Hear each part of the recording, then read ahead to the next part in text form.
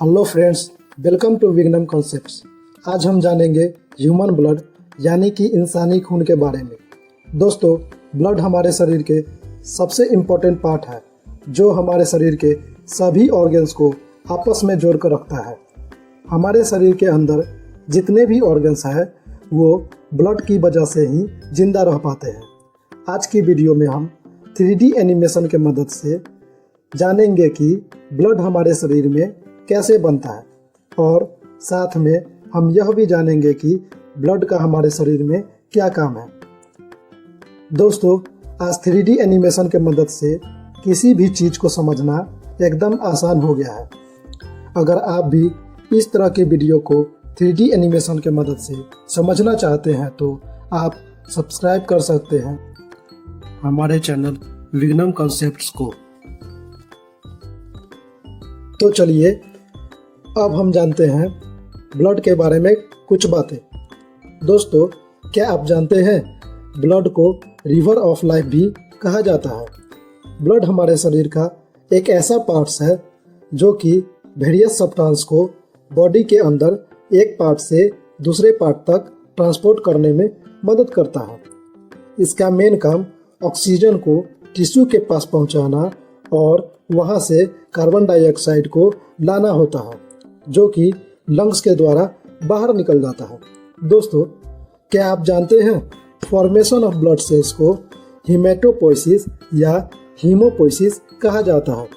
Blood cellular और liquid component दोनों से मिलकर बना होता है। ब्लड टोटल 4 कंपोनेंट से मिलकर बना होता है, जिसमें से आरबीसी, डब्ल्यूबीसी और प्लेटलेट सॉलिड होता है और प्लाज्मा लिक्विड होता है। सबसे पहले आरबीसी है जिसका पूरा नाम रेड ब्लड कॉर्पसेल्स है, जिसको हम लोग इरिथ्रोसाइट्स भी कहते हैं। दूसरा डब्ल्यूबीसी है जिसका पूरा नाम वाइट ब्लड कॉर्पसेल्स है, जिसको हम लोग ल्यूकोसाइट्स भी कहते हैं। तीसरा प्लेटलेट है जिसको हम लोग थ्रोम्बोसाइट भी कहते हैं। और चौथा प्लाज्मा है। ब्लड में 40 से 45% आरबीसी, 1% डब्ल्यूबीसी, 1% प्लेटलेट और 55% प्लाज्मा होते हैं। दोस्तों, चलिए अब आरबीसी के बारे में जानते हैं। आरबीसी, जिन्हें हम red cells, red blood cells, red blood corpuscles, haematid, erythroid cells और इरिथ्रोसाइट भी कहते हैं। आरबीसी का कॉमन नाम इरिथ्रोसाइट्स है। इरिथ्रोसाइट्स 3 ग्रीक वर्ड से मिलकर बना हुआ है। इरिथ्रोस का मतलब रेड होता है, काइटोस का मतलब हॉलो होता है और साइट्स का मतलब सेल्स होता है। आरबीसी हमारे ब्लड में 40 से 45% होते हैं। हमारे पूरे शरीर के ब्लड में इनकी संख्या 55 लाख होते हैं। ये लाल रंग के होते हैं, इसके कारण ही हमारा ब्लड लाल होता है।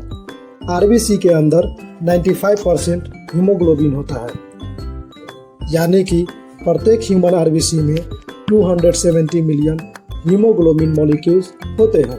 ह्यूमन में मैच्योर आरबीसी फ्लेक्सिबल और बाइकैनकेव होते हैं। ह्यूमन हीमोग्लोबिन को मैक्सिमम स्पेस एकोमोडेट करने के लिए इसके पास न्यूक्लियस और ऑर्गेनेल्स नहीं होते हैं। इसमें प्लाज्मा मेम्ब्रेन को पाउच के रूप में देखा जा सकता है। Formation of RBC. Formation of RBC को इरिथ्रोपोइसिस कहते हैं। आरबीसी का निर्माण हमारे हड्डी के बोन मैरो में होती है। बोन मैरो में स्टेम सेल्स को हीमेटोब्लास्ट कहा जाता है। वो ब्लड के सभी फॉर्म्ड एलिमेंट को जन्म देती है। यदि एक स्टेम सेल प्रो इरिथ्रोब्लास्ट नाम के सेल बनने के लिए प्रतिबद्ध होती है तो यह एक नए आरबीसी में डेवलप होती है। आरबीसी को बनने में लगभग 2 दिन लगते हैं। ह्यूमन बॉडी 1 सेकेंड में लगभग 2.4 मिलियन इरिथ्रोसाइट्स का निर्माण करती है। एवरीडे लगभग 1% आरबीसी बनते हैं। आरबीसी के प्रोडक्शन के लिए मुख्य रूप से आयरन, विटामिन B12, फोलेट और हीम की जरूरत होती है, जिसके कमी के कारण ही अनीमिया होता है। इसीलिए डॉक्टर अनीमिया में आयरन की टैबलेट देते हैं। आरबीसी का लाइफ स्पैन 120 डे का होता है। दोस्तों, क्या आप जानते हैं ह्यूमन एम्ब्रियो में आरबीसी यॉर्क सैक में बनता है और एम्ब्रियोनिक स्टेज के समय में आरबीसी स्प्लीन और लीवर में बनता है। चलिए अब WBC के बारे में जानते हैं। WBC ब्लड में 1% ही होते हैं। ये वाइट कलर के होते हैं। WBC ब्लड और लिम्फ सहित पूरे शरीर में पाया जाता है। WBC को एक स्टैंडर्ड तरीके से डिवाइड किया गया है। सबसे पहले इसे 2 पेयर में क्लासिफाई किया गया है। पहला ग्रैन्युलोसाइट, जिसके साइटोप्लाज्म में ग्रैन्यूल्स होते हैं। दूसरा ए ग्रैन्युलोसाइट्स, जिसके साइटोप्लाज्म में ग्रैन्यूल्स नहीं होते हैं। ग्रैन्युलोसाइट्स में न्यूट्रोफिल्स, यूसिनोफिल्स, बेसोफिल्स आता है, जिसमें से न्यूट्रोफिल्स 60%, यूसिनोफिल्स 2 to 3%, बेसोफिल्स 0.5% होते हैं। ए ग्रैन्युलोसाइट्स में लिम्फोसाइट्स, मोनोसाइट्स आते हैं, जिसमें से लिम्फोसाइट्स 20 to 25%, मोनोसाइट्स 6 to 8% होते हैं। फॉर्मेशन ऑफ WBC को ल्यूकोपोइसिस कहते हैं। WBC का निर्माण आपके बोन मैरो के अंदर के सॉफ्ट टिश्यू में होता है।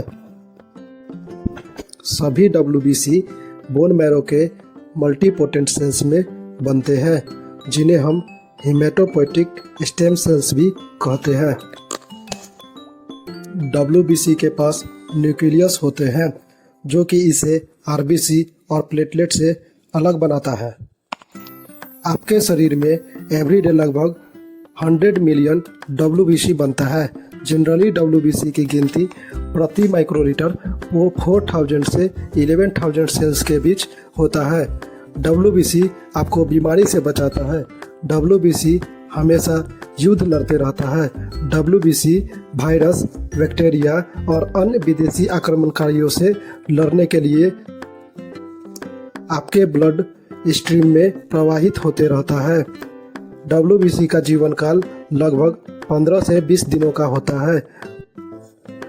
WBC के कमी को ल्यूकोपेनिया कहते हैं और जब WBC एक्सेस हो जाती है तो उसे ल्यूकोसाइटोसिस कहते हैं। चलिए अब प्लेटलेट के बारे में जानते हैं। प्लेटलेट स्मॉल और कलरलेस होते हैं। प्लेटलेट का शेप बाइकॉन्वेक्स डिस्क्वाइड होता है। प्लेटलेट का डायमीटर 2 to 3 माइक्रोमीटर होता है। प्लेटलेट हमारे शरीर में 1% ही होता है और पूरा ब्लड का लगभग 2 लाख ही होता है। फॉर्मेशन ऑफ प्लेटलेट को थ्रोम्बोपोइसिस कहते हैं। प्लेटलेट का प्रोडक्शन मेगाकैरियोसाइट्स करती है, जो कि बोन मैरो में रहती है।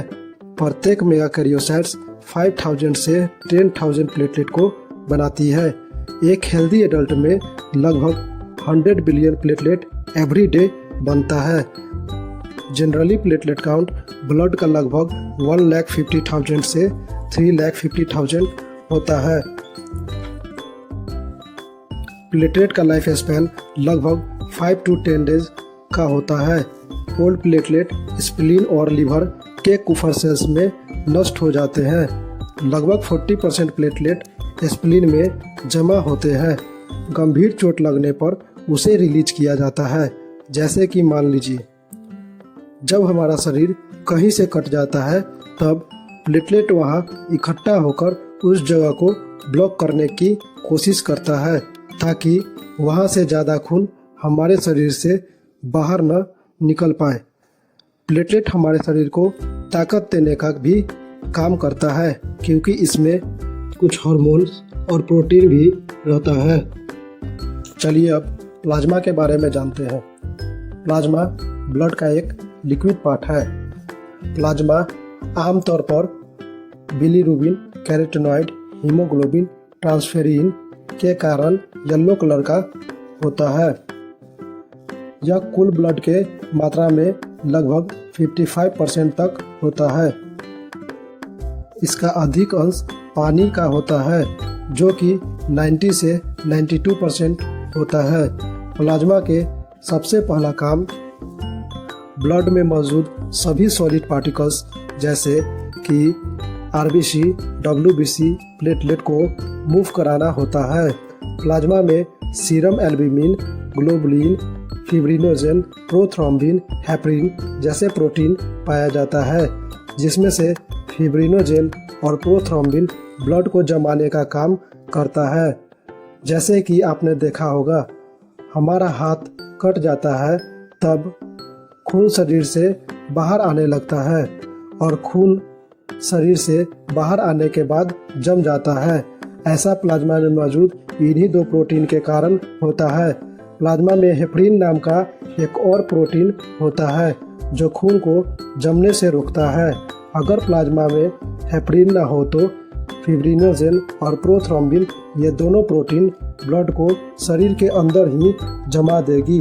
हेपरिन खून को शरीर के अंदर जमने से रोकता है, लेकिन एयर के संपर्क में आने के बाद हेपरिन मर जाता है। इसलिए जब खून शरीर से बाहर निकलता है तब हेपरिन के मर जाने के कारण फिब्रिनोजेन और प्रोथ्रोम्बिन खून को जमा देता है। आशा करते हैं कि आप ब्लड के बारे में सभी बातें जान चुके होंगे। अगर आपको ये वीडियो अच्छी लगी हो तो वीडियो को लाइक करें, सब्सक्राइब करें, कमेंट करें और बताएं वीडियो कैसी लगी। Thank you.